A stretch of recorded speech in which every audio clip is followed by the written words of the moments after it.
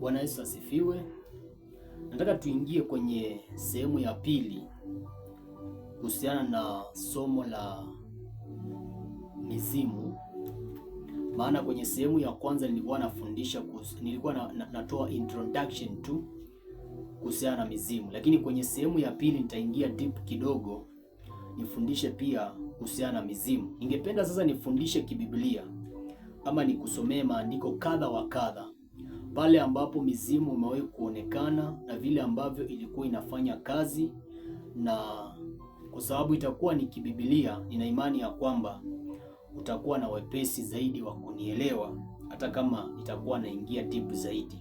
Kwa hivyo nisikilize kwa makini mkubwa sana, na nina imani ya kwamba kuna kitu utakielewa. Nataka tusome kwenye kile kitabu cha Samueli wa kwanza mlango wa 28. Nitasoma mistari nikiwa na fuka kwa sababu nikisema nisome mistari yote labda itakuwa ni mistari mingi sana na ingine itakuwa hailengi kile ambacho nitakuwa nakifundisha. Kwa hivyo kitabu cha Samueli wa kwanza mlango wa 28, nataka tusome kuanzia mstari wa 3 mpaka 19, lakini sitasoma mistari yote. Nitakuwa nasoma ile mistari ambayo nitakuwa naielezea kwa utaratibu.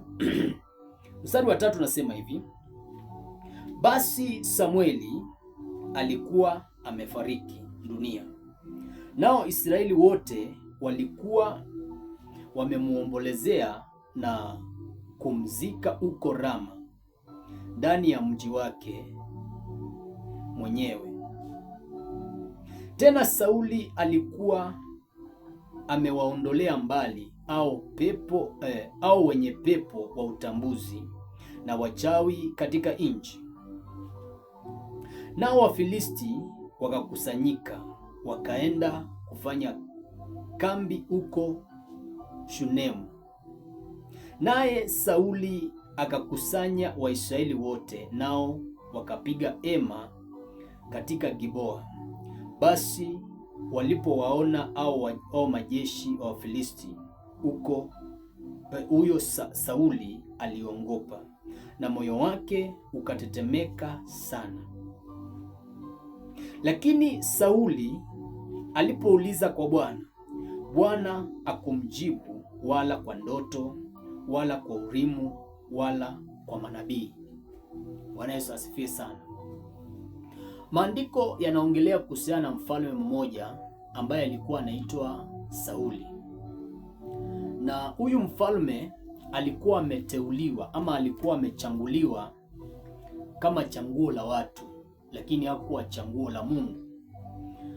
Ukisoma maandiko yako vizuri sana utaona kwamba kuna wakati Israeli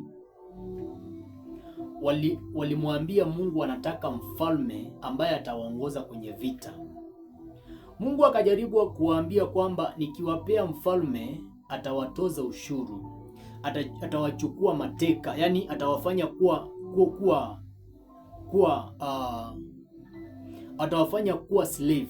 Lakini Waisraeli wakakosa kumsikiliza. Kwa hivyo Mungu akawapea kile ambacho walikuwa wanakihitaji. Maana anamwambia Samueli, hao Waisraeli sio wewe wanakukataa wewe Samueli, lakini wananikataa mimi Mungu. Kwa hivyo wacha niwapee kile ambacho wanakihitaji.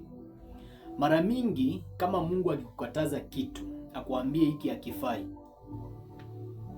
unafaa uachane nacho hata kama unaona kwamba kinakufaa. Maana mara nyingi hicho kitu kikipata kitageuka kuwa laana kwako badala ya kuwa baraka.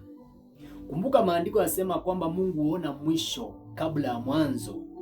Kwa hivyo anajua kule mwisho itakuwa ni hatari. Maandiko yanasema ipo njia ionekanao kuwa sawa machoni pa watu, lakini mwisho wake ni njia za mauti. Unaweza ukaona kama mwanadamu hii njia ni nzuri, huyu mpenzi ni mzuri, hii biashara ni nzuri, nikifanya hiki nitafanikiwa, lakini Mungu akiangalia kwa macho yake anaona kwamba ni hatari sana hiki kitu.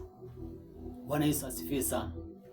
Kwa hivyo huyu mfalme ambaye anaitwa Sauli, maandiko yanasema ya kwamba siku moja akaenda kwenye vita na Wameleki, na Mungu akawaambia ukienda kuwapiga Wameleki hakikisha kwamba umepiga kila kitu ambacho utakipata pale. awe ni mtu, awe ni mtoto, awe ni mnyama, angamiza kila kitu. Lakini alipoenda kwenye vita, maandiko yanasema ya kwamba alibakisha mfalme ambaye anaitwa Mfalme Agagi, lakini pia akabakisha ng'ombe ama mifugo ambao walikuwa wamenona. Mungu alipomuuliza kwa nini umefanya hivyo kupitia kwa Samueli, akajibu akasema ya kwamba alibakisha wale wanyama ndio ikiwa anaweza akamtolea Mungu sadaka, akawa na sababu zake. Lakini Mungu alikuwa amemwambia ukienda kwa Wamaleki hakikisha kwamba umewaangamiza wote. Maana Mungu alikuwa anajua ya kwamba hao Wamaleki wasipoangamizwa wakati huu, kuna wakati watakuja kuangamiza Israeli. Ndio maana tunaona kwamba kuna mtu alitokea baadaye anaitwa Amani.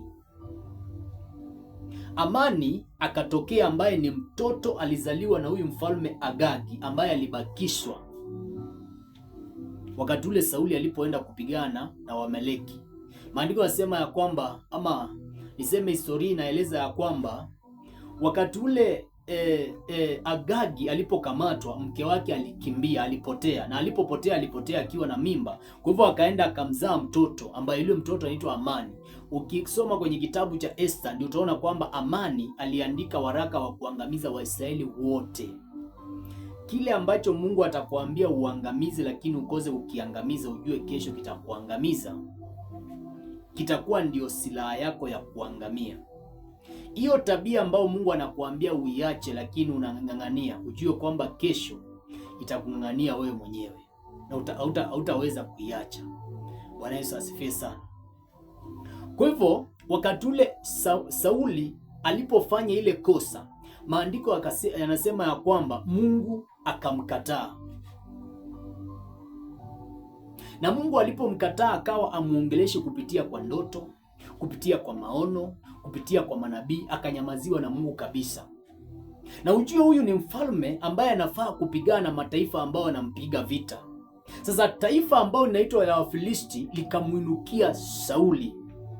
Na maandiko yanasema ya kwamba akaingiwa na hofu. Mara zingine kama Mungu akiondoka kwako, kuna maspiriti za hofu zinaingianga ndani yako. Yaani dalili mojawapo ya kwamba Roho Mtakatifu yuko ndani yako ni uwepo wa hofu kwenye maisha yako. Ndio maana ukisoma kwenye kitabu cha Timotheo, nadhani kitabu cha Timotheo wa pili, mlango wa 1 na mstari wa 7, maana wasema kwa maana hatukupewa roho ya uoga, bali ya nguvu na upendo na moyo wa kiasi. Hii roho ya hofu ambayo imeingia ndani yako sio Mungu amekupa, imetokana na shetani.